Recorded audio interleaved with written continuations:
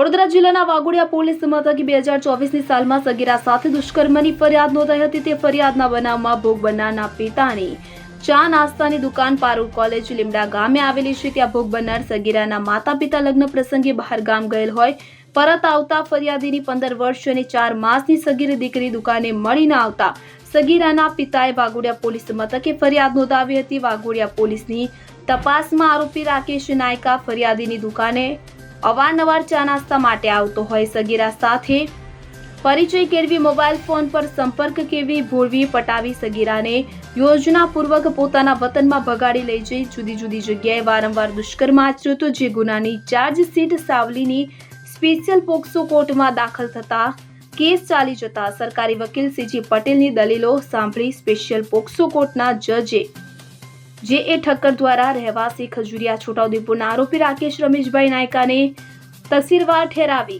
20 વર્ષની સખત કેદ તેમજ ₹1 લાખનો દંડ ફટકાર્યો છે।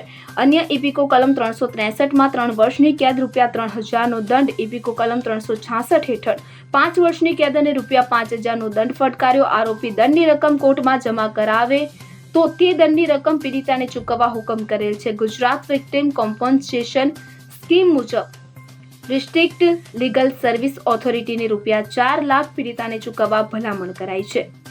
તારીખ 17/4/24ના રોજ બનેલા બનાવની ફરિયાદ વાઘોડિયા પોલીસ સ્ટેશનમાં નોંધાતા તે ગુનાની તપાસમાં વાઘોડિયા પોલીસે આરોપી રાકેશ રમેશભાઈ નાયકા રહેવાસી ખજુરિયા તાલુકો જિલ્લો છોટાઉદેપુરનાને પકડી તે ગુનાની ચાર્જશીટ નામદાર પોક્સો કોર્ટના જજ સાહેબ શ્રી જે.એ. ઠક્કર સાહેબની કોર્ટમાં કરતા તે ગુનાના બનાવમાં આરોપી રાકેશ રમેશભાઈ નાયકા ભોગ બનનારની પારુલ લીમડા ખાતે આવેલી ચા નાસ્તાની દુકાન પર અવારનવાર ચા નાસ્તો કરવા જતો અને 15 વર્ષ 4 માસની સગીરાને ભોળવી પટાવી પ્રેમજાળમાં ફસાવી અવારનવાર તેણીની સાથે શારીરિક દુષ્કર્મ કરી યોજનાપૂર્વક તેના માતા પિતાની ગેરહાજરીમાં આરોપી ભોગ બનનારને તેના વતન છોટાઉદેપુરના ગામડાઓમાં સંબંધીઓને ત્યાં તથા મોરબી ખાતે લઈ ગયેલો અને 20 દિવસ ભોગ બનનારને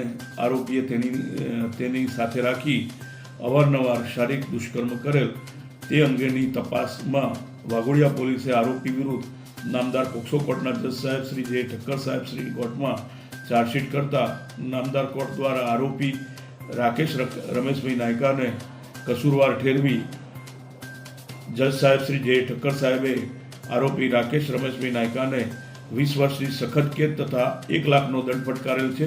તેમજ ઇપીકો કલમ 363ના ગુનામાં 3 વર્ષની સખત કેદ અને ₹3000નો દંડ તેમજ 366ના ગુનામાં 5 વર્ષની સખત કેદ અને ₹5000નો દંડ ફટકારેલ છે। તેમજ ગુજરાત વિક્ટિમ કોમ્પન્સેશન સ્કીમ મુજબ પીડિતાને ડિસ્ટ્રિક્ટ લીગલ સર્વિસ ઓથોરિટી દ્વારા ₹4 લાખનું વિક્ટિમ કોમ્પન્સેશન ચૂકવવા ભલામણ કરેલ છે અને આરોપી જે દંડની રકમ ભરશે તે પણ વળતર તરીકે ચૂકવવા હુકમ કરેલ છે। ઇકબાલ લુહાર સાથે CN24 ન્યૂઝ સાવલી। હવે જુઓ દેશ દુનિયાની તમામ ખબરો તમારી આંગળીના ટેરવે। ઉઠાવો મોબાઈલ અને Google Play Store પરથી ડાઉનલોડ કરો અમારી CN24 ન્યૂઝ મોબાઈલ એપ।